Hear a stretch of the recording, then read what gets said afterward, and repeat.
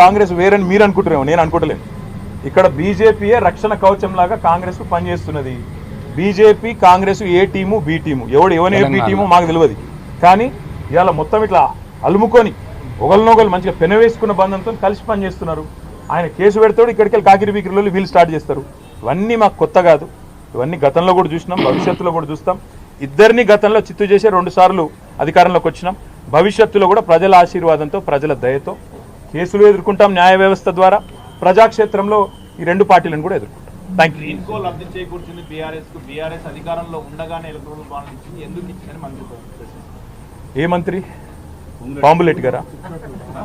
బాంబులేటి గారు వారికి ఒకటి చెప్తా ఉన్నా నేను. ఎలక్టరల్ బాండ్స్ విషయంలో పాపం శ్రీనన్న ఆనాడు మా పార్టీలో ఉన్నట్టున్నాడు. ఎలక్టరల్ బాండ్స్ విషయంలో పొంగులేటి శ్రీనివాసరెడ్డి గారికి నేను ఒక సూటి ప్రశ్న అడుగుతున్నా. మొన్న మీరు మెగా కృష్ణారెడ్డి ఇద్దరు కలిసి కొడంగల్ లిఫ్ట్ ఇరిగేషన్ ప్రాజెక్టు 4600 కోట్ల ప్రాజెక్టు కేకు కోసుకున్నట్టు ఇద్దరు చెరో ప్యాకేజ్ పంచుకున్నారు. మరి మెగా ఇంజనీరింగ్ అనే సంస్థ కాంగ్రెస్ పార్టీకి 22లో 23లో 100 కోట్ల రూపాయలు ఇచ్చింది ఎలక్టరల్ బాండ్స్ రూపంలో. మరి ఇవాళ నేను అంటే ఇది క్విట్ ప్రో కో.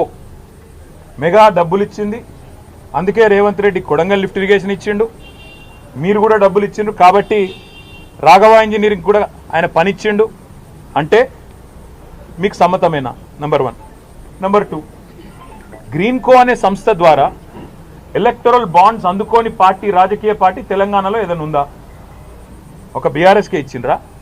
కాంగ్రెస్కి ఇయ్యలే, బీజేపీకి ఇయ్యలే, టీడీపీకి ఇయ్యలే, వైసీపీకి ఇయ్యలే, మరి అందరికి ఇచ్చిండ్రు కదా, మా మిన్నే ఏడుపెందుకు? ఇంకోటి నేను అడిగేది, క్విడ్ ప్రోకో అంటే ఏంటంటే అసలు ఆ మాటకు అర్థం తెలుసు ఆయనకు? క్విడ్ ప్రోకో అంటే నీకింత నాకింత. సరే ఆయన నాకు ఇచ్చిండు అనుకుందాం, నేనేమో ఆయనకి ఇచ్చిన, చెప్తాడా? రుజువు చేస్తావా? ఆయనకి ఏమొచ్చింది ఇలా?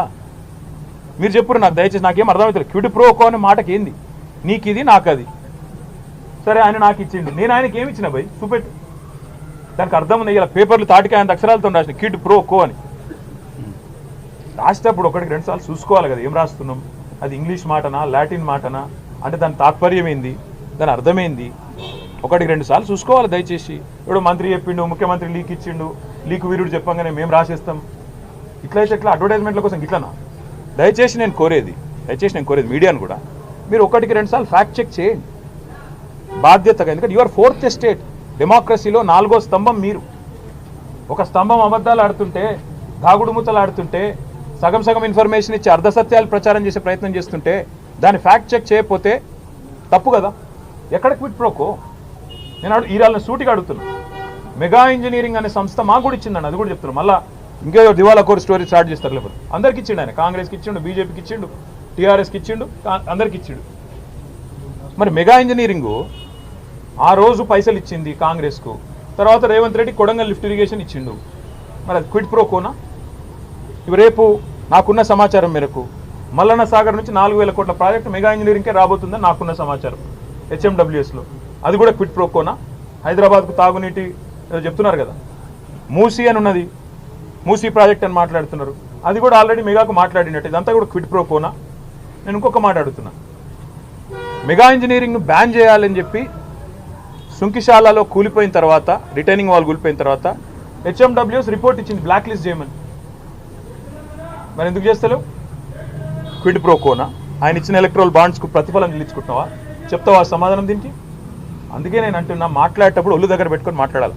ఒక కాంట్రాక్టర్ మంత్రి, ఒక బ్రోకర్ ముఖ్యమంత్రి, ఇట్లే వస్తాయి మాటలు. ఏం చేయాలి మరి? వాళ్ళకి తెలిసిన రాజకీయం ఇది. ఇగో నేను చెప్తున్నా కదా, ఇగో పాపం ఆయనకు ఏదో కొత్తగా మంత్రి పదవి వచ్చింది, ఆగబట్టుకోలేకపోతున్నాడు. అన్నీ బయటకు వస్తాయి బ్రదర్. ఎవరోళ్ళ దగ్గర రియల్ ఎస్టేట్ ప్రాజెక్టులు గుంజుకుంటుండు, ఏ భూములు 30-40% రాయించుకుంటుండు.